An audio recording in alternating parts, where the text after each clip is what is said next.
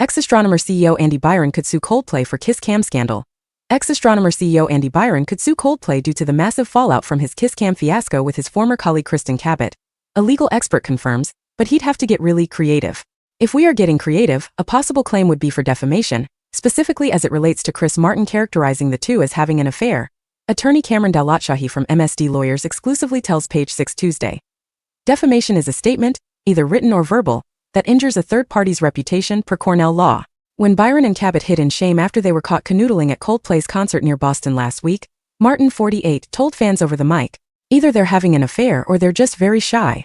Dalatshahi explains that in order for Byron to prove the Sky Full of Stars singer's remarks were defamatory, he would have to prove that there wasn't an affair, which doesn't appear to be the case since neither he nor Cabot have publicly debunked that claim and it's been revealed they have spouses. The MSD lawyer's partner says Byron would also have to prove in court that Martin knew or should have known that the disgraced CEO was not cheating, but made the statement anyway with malice. None of those elements will be met, so any claim against Coldplay would be frivolous, Dalatshahi points out before highlighting yet another reason Byron would likely abstain from legal action. I also very much doubt that Mr. Byron would want further public scrutiny by bringing a borderline frivolous suit against the event organizers and/or Coldplay. Ray Seeley, attorney at Kinsella Holly Eiserkamp Steinsapir LLP, agrees. The only thing a lawsuit by Byron would accomplish is that it would keep his indiscretion in the news for much longer, adding that it is extremely unlikely that Byron has a valid claim against Coldplay. Martin's comments fall far short of the threshold for defamation, the litigator says.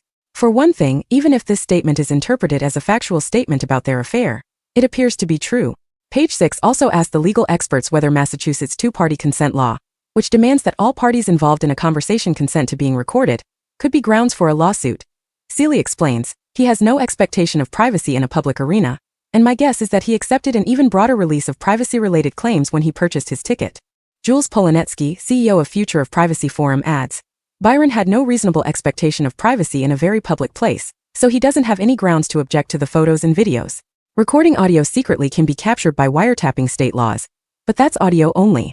And even there, ticket purchases usually explicitly inform attendees that the venue they are attending is recording as part of the terms and conditions. Dalatshahi reaffirms, typically, the terms and conditions of purchasing a ticket will include a provision granting the event organizers a license to use photos and videos of people in the audience, so the two-party consent state law doesn't apply.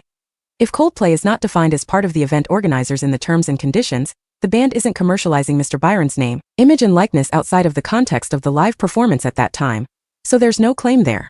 Dalatshahi adds that Byron could attempt to sue on those grounds but he won't be successful.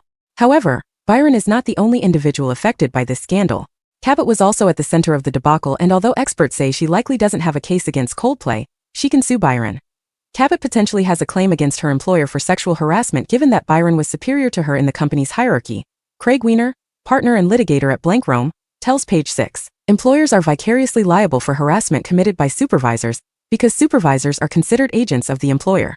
Cabot worked at Astronomer as chief people officer in the Human Resources Department, although she has been put on leave since the scandal and her future at the AI company remains unclear.